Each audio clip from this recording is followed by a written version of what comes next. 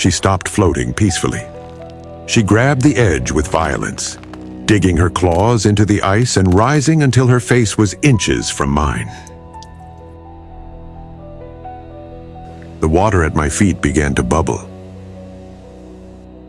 "Are you afraid of a man?" she spat, her voice no longer soft, but a deep rasp. "Look at me, Leo. I am the one who decides if your mother sees tomorrow. Ivan can only break your bones. I can leave you completely alone in this world." She grabbed me by the ankle, squeezing just enough to let me know that she could drag me to the bottom if she wanted. "You will go to the village," she ordered. "And you won't steal trash.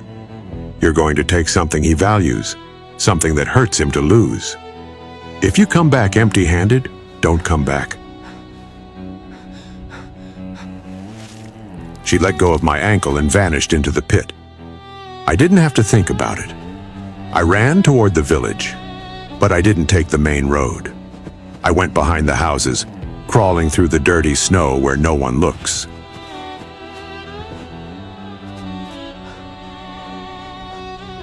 I reached Ivan's stone warehouse. The two guards were huddled around a fire barrel at the entrance, distracted, rubbing their hands to keep from losing their fingers. I passed through the dark side in total silence. Since I no longer tremble, I am invisible. I entered through a ventilation vent I knew, one that's too narrow for a normal man. But now I move differently. Inside, it smelled of real food. I didn't go for the grain. I went straight to a shelf where I saw a bottle of amber liquor and a package of cured meat. It was a haul worth more than my entire life. I tucked everything under my coat, feeling the weight of triumph. I turned around to leave the way I'd come in, but I froze on the spot. Ivan wasn't outside. He was inside, sitting on a pile of sacks in the darkness, just 3 meters away from me. He had an iron club resting on his knees, and he watched me with no surprise at all, like someone who sees mice in his kitchen every day. "I knew it was you, Leo," he said, and his voice echoed against the stone walls. "You move well, but you've smelled like rotten fish since the moment you stepped inside." He didn't get up suddenly. He stood up slowly, making the sacks crunch under his boots. I calculated the distance to the exit, but he was bigger and had the iron. He took a step toward me and cornered me against the shelf.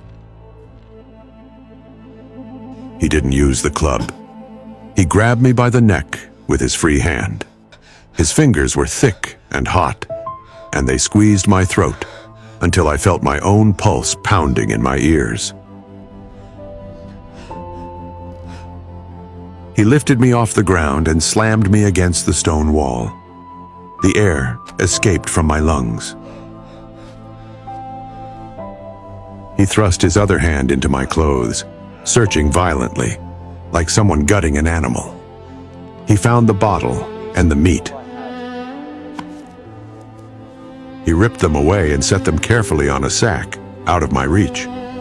He said nothing. He clenched his fist and delivered a hook straight to my ribs. I heard the crunch of bone, a dry sound, but I felt no pain. My body jolted from the impact, but I didn't scream. My breathing didn't even falter.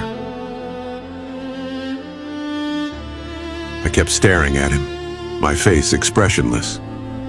Ivan stepped back, rubbing his knuckles, and looked at me with a mixture of disgust and confusion. He didn't understand why I wasn't writhing on the floor.